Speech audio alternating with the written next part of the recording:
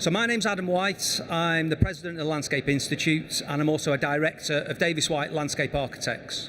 And for those of you who do know me, you'll be delighted to know I'm just chairing this session, so you haven't just got me.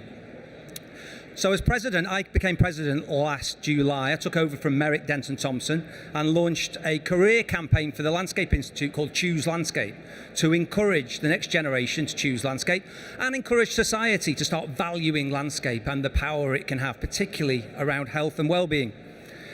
And these are the three core values that really brought me into becoming president, which was about people, place and nature. So important. It's what this whole event's about, and right at the heart of it is landscape.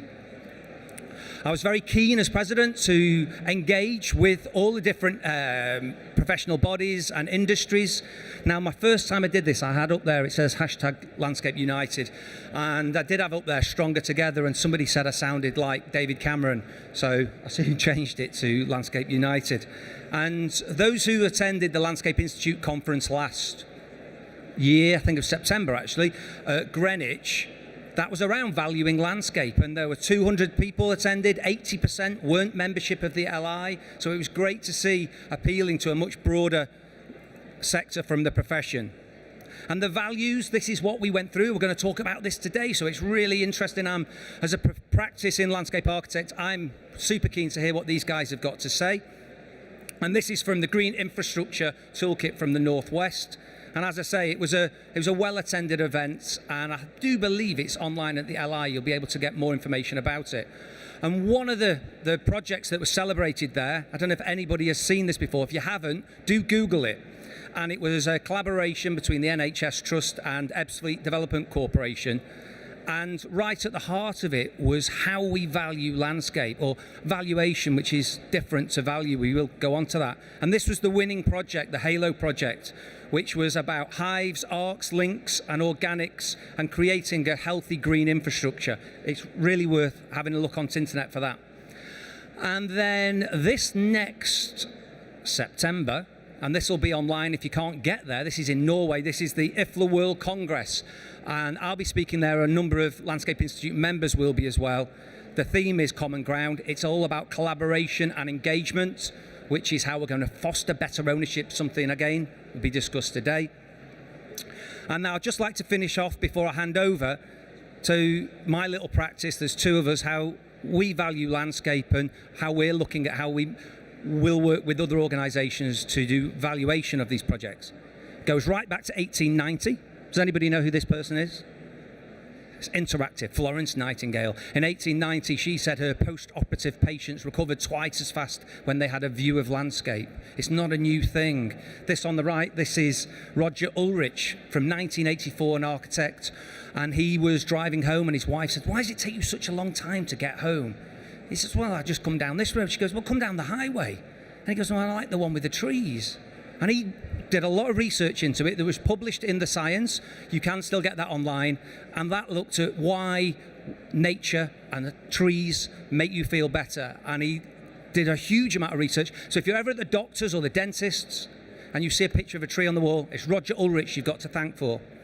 Now, this is something very close to my heart. This is Sheffield, and this is a map of Sheffield going back 100 years, showing how children have lost the right to roam over these years. What's really interesting is the big circle is 100 years ago, and that was George. The little dot is Ed, and that was the early noughties. And that was when he was allowed to play in his garden. We're not even in the garden anymore. They're not even leaving the lounge, the bedroom.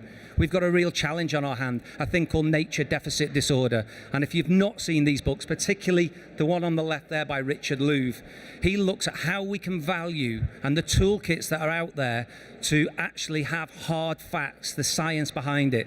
The one next to it is a friend of mine, Florence Williams. She spoke at the Institute Awards last year, very inspirational, and she pulls together all the research that's been done. It's really worth having a look at that.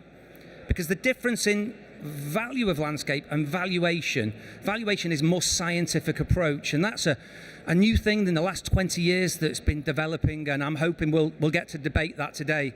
And landscape is an incredibly hard thing to do. But it needs to be done because we've got really rubbish spaces across the UK like this and like this.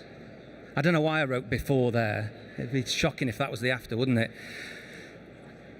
Because we are failing future generations by putting in really crap spaces. And I mean, these guys have had enough. They're all leaving as well. They're all about to jump in that water. You know, I hate to think that landscape architects maybe designed that. I hope not. And this project is one of our projects. And I'm just going to show you. So we can value it. We all know the value of landscape. We all know that it's good. We're all champions for it. We're all superheroes. But how do we get that science behind it? How can we find the hard data? Those houses there, Cabe Space did an assessment, increased in value when we created that space there.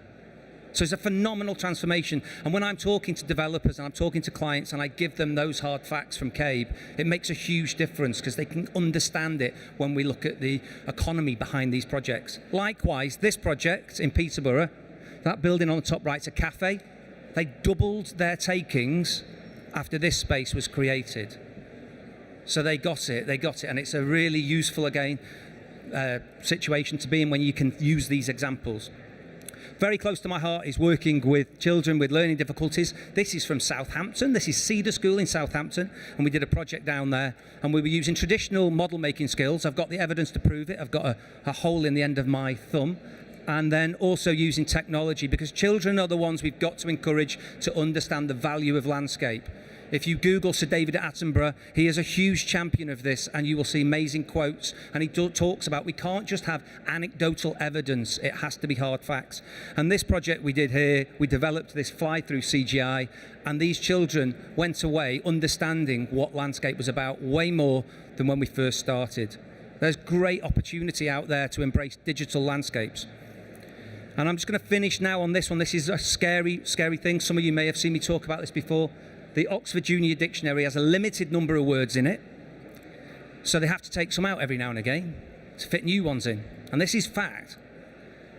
You've lost conker, ash, beech, mistletoe, but you're okay because you've got celebrity chat room, cut and paste, and MP3 in there. When you look in this for BlackBerry, you get the old telephone thing, computer phone. So there was somebody really famous had seen this and asked Andre and I, my business partner, to talk to her. And you might have seen this in the news. For the past 6 months, Andre and I have been working with the Duchess of Cambridge on a garden for Chelsea this year called Back to Nature. And this is a very visual thing. This is something that you'll be able to see on the telly. It's been all the press. But what's really exciting about it is that no one really knows what's going to happen after this. This is going to an NHS trust, and it's going to a permanent children's garden. And then there will be valuation done of the health benefits from it. So there's a lot of research that's going to follow on from this fantastic high-profile project.